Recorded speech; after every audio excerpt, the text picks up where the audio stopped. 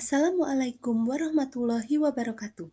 Salam guru penggerak, tergerak, bergerak, menggerakkan. Perkenalkan saya Putri Jatrasani, CGP Angkatan 8 Kabupaten Temanggung tahun 2023, akan mempresentasikan tentang koneksi antar materi, kesimpulan dan refleksi modul 1.1.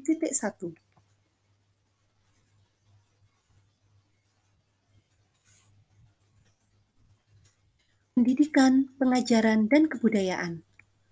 Pengajaran merupakan bagian dari pendidikan.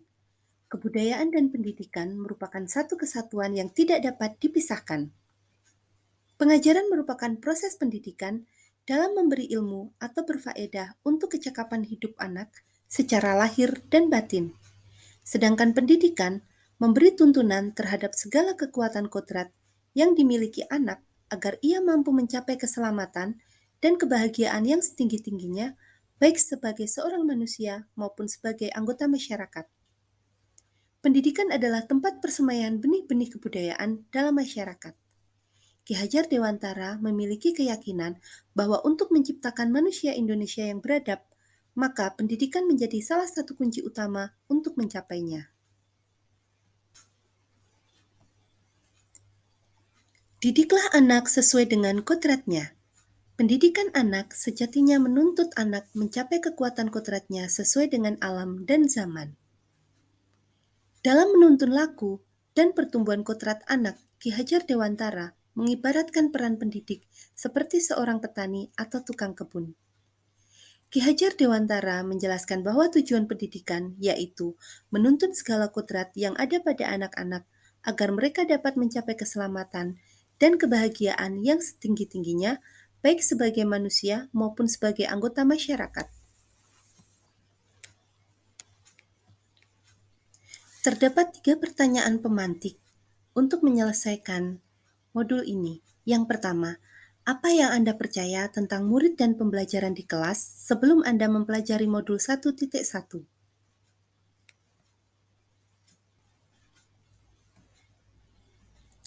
Sebelum saya mempelajari modul 1.1, saya berpikir bahwa siswa sudah siap belajar. Siswa harus mengikuti aturan saya. Saya tahu apa yang paling siswa butuhkan. Mengejar materi dan nilai. Dan yang terakhir, kegiatan belajar berpusat pada guru.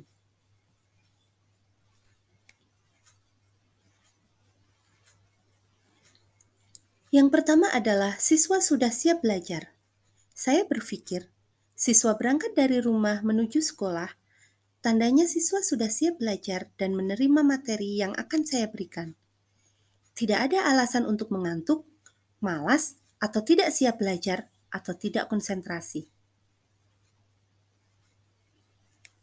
Yang kedua, siswa harus mengikuti aturan saya.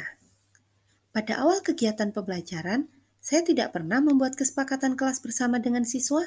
Aturan di kelas dan aturan yang berkaitan dengan kegiatan belajar PKWU merupakan aturan yang saya buat sendiri. Siswa harus mengikuti aturan saya, karena saya merasa aturan yang saya buat adalah aturan terbaik untuk menunjang suasana yang kondusif. Yang ketiga, saya merasa paling tahu apa yang paling siswa butuhkan. Saya merancang kegiatan pembelajaran tanpa melibatkan siswa, tidak mempertimbangkan karakteristik siswa, gaya belajar, dan minat siswa. Saya merasa apa yang saya ajarkan sudah sesuai dengan kebutuhan siswa. Yang keempat adalah mengejar materi dan nilai. Fokus pada penyelesaian materi tanpa mempertimbangkan sejauh mana pemahaman siswa. Yang terpenting, nilai terpenuhi dan mencapai KKM. Pemberian nilai apa adanya tanpa mempertimbangkan hal lain. Yang terakhir adalah kegiatan belajar berpusat pada guru. Saya masih sering menggunakan metode full ceramah dalam pembelajaran. Bahkan, siswa saya minta untuk mencatat apa yang saya sampaikan. Nah, pertanyaan pemantik kedua, apa yang berubah dari pemikiran atau perilaku Anda setelah mempelajari modul ini? Setelah saya mempelajari modul ini, saya menjadi lebih peka dan perhatian pada siswa untuk memeriksa kesiapan belajar siswa terlebih dahulu. Bisa dengan asesmen diagnostik non-kognitif sederhana, seperti misalnya menanyakan bagaimana perasaan siswa saat ini.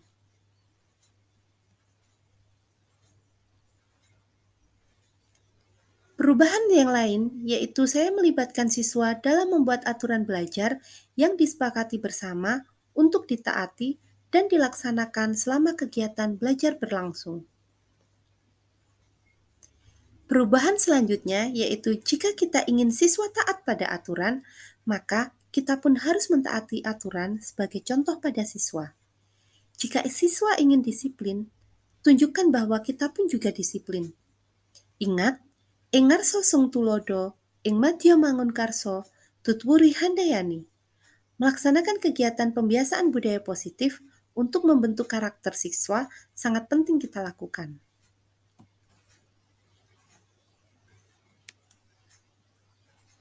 Melaksanakan asesmen diagnostik untuk mengetahui kemampuan awal siswa, mengetahui gaya belajar siswa, dan mengetahui minat atau bakat siswa. Hal ini dilakukan agar kita dapat mengetahui kebutuhan belajar siswa, sehingga pembelajaran yang kita lakukan sesuai dengan kebutuhan siswa. Materi memang penting, nilai juga penting, tetapi pemahaman dan karakter siswa juga penting. Penyampaian dan penyelesaian materi memanglah penting, tetapi membuat siswa memahami materi juga tidak kalah penting. Penilaian tidak hanya kognitif saja dengan target mencapai KKM. Jika nilai hanya didasarkan pada angka KKM saja, maka siswa hanya akan mengajar angka, bukan pemahamannya. Penilaian juga didasarkan pada ketepatan waktu siswa mengumpulkan tugas, kejujuran, dan tanggung jawab siswa selama kegiatan belajar. Kemudian, saya melaksanakan kegiatan refleksi agar siswa dapat berkembang sesuai dengan kodratnya.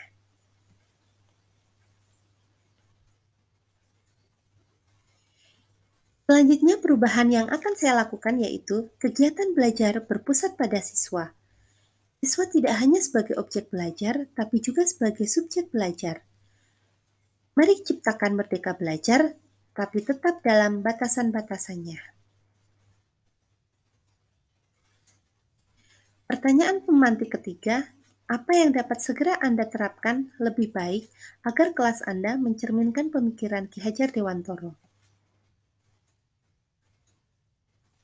Yang akan saya lakukan adalah saya akan melaksanakan asesmen diagnostik kognitif dan non-kognitif sebagai dasar pelaksanaan kegiatan belajar disesuaikan dengan rencana yang telah disusun.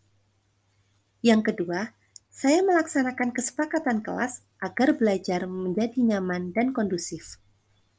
Yang ketiga, saya menerapkan budaya positif dengan konsisten, terutama di kelas yang saya ampu. Yang keempat, saya akan melaksanakan refleksi untuk bekal perbaikan pembelajaran. Dan yang kelima, saya akan berkolaborasi dengan siswa, teman, guru, dan berbagai pihak yang dapat mendukung kegiatan belajar yang berpusat pada siswa dan menciptakan merdeka belajar.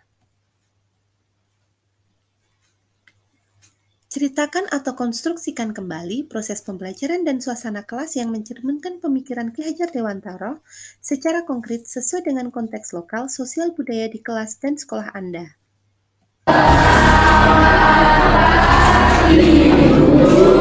Selamat pagi anak-anakku, boleh berlari kembali.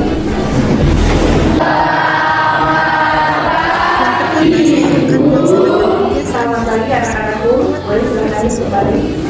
Selamat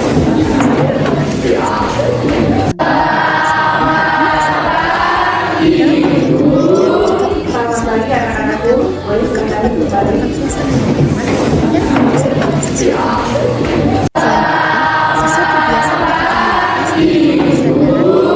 Selamat pagi anak-anakku, boleh berlari kembali.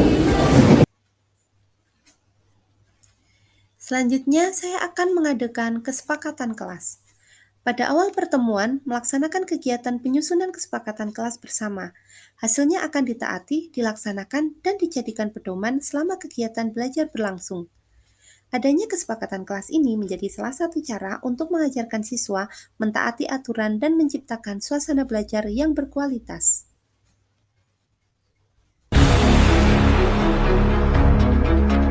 Siswa berkembang sesuai kodrat. Dalam kegiatan belajar, siswa dapat memanfaatkan teknologi yang dimiliki untuk mengerjakan tugas, mencari ide atau inspirasi, dan memperkaya pengetahuan dengan teknologi. Penggunaan smartphone dapat memudahkan siswa berorganisasi.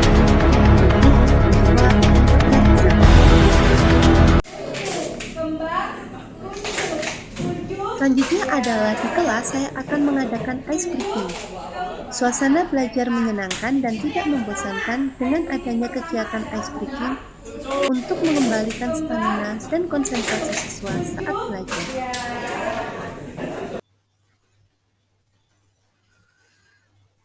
Di dalam kelas saya, kegiatan belajar akan berpusat pada siswa.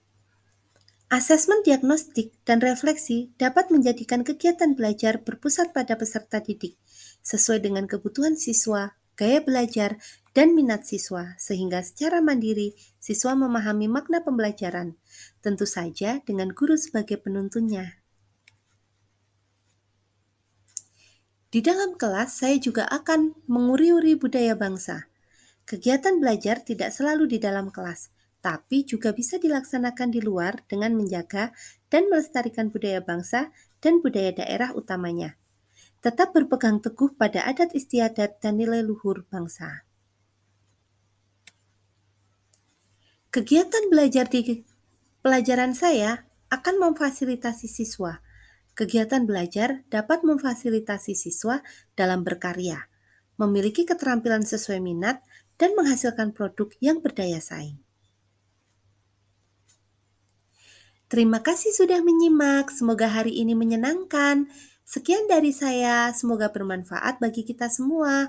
Wabillahi taufiq wal hidayah. Wassalamualaikum warahmatullahi wabarakatuh.